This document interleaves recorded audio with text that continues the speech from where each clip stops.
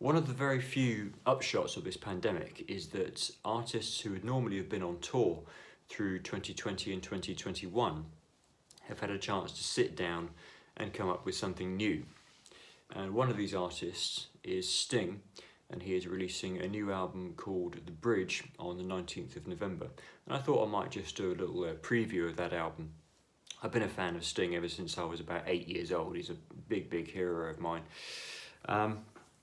We'd known for some time that Sting had been working on a new album. He'd mentioned it in passing in a few interviews through the course of 2020 and 2021.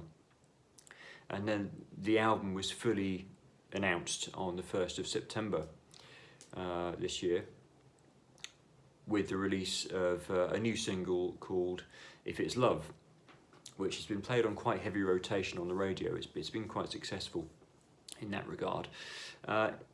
If It's Love is a very light and breezy, very straightforward little pop song, and it sounds very good on the radio, and it's not the sort of song that's going to blow you away. It's not intended to.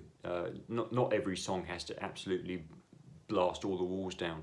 It's just a light-hearted, fun song, and it's very effective as a lead single.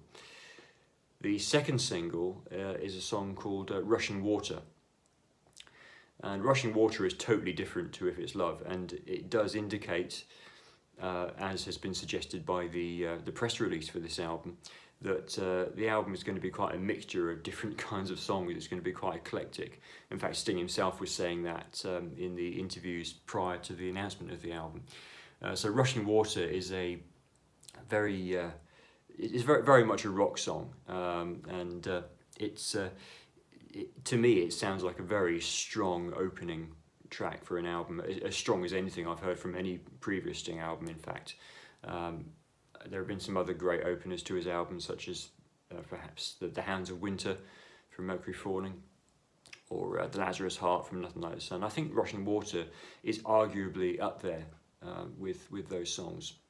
Another aspect of Rushing Water is that it does remind me a little bit of Fortress Around Your Heart, which was one of the singles from Sting's first solo album from way back in 1985, The Dream of the Blue Turtles. Because it has these big choruses that really kind of open out the arrangement with these big vocal harmonies. As I say, I think it's a very strong opener for an album, and these are the first two tracks on the album, Rushing Water and If It's Love, and already you've got quite some contrast between the two opening songs on the album. And judging from the press release for this album, it does sound like there's going to be quite a diverse range of songs on the album, from the sort of driving rock of Rushing Water to the breezy pop of If It's Love, to guitar-orientated songs. It says that some of the songs showcase the collaboration between Sting and his longtime guitarist Dominic Miller, who's been working with him for over 30 years now. He's had one heck of an association with Sting. He's been involved with everything he's done ever since then, and he's become such an important part of his sound. So that's exciting. What else have we got? And there's also electronic music on there, apparently, in the form of a song called Loving You. So that's going to be interesting to hear. The press release does also make a point of mentioning that the songs were written during a period of lockdown, political turmoil and personal loss. So not only is there going to be a mixture of different kinds of songs on there, it's also going to be obviously a mixture of different moods on the album. And I should also say that the press release makes no mention of Shaggy being on the album.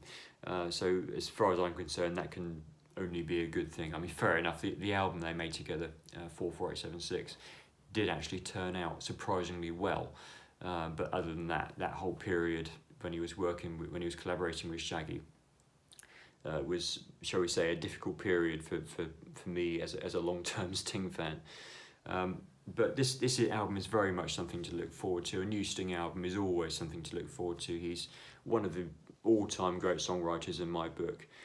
For a lot of years, it did seem that that he had moved away from songwriting. There was a 10-year period when he wasn't writing.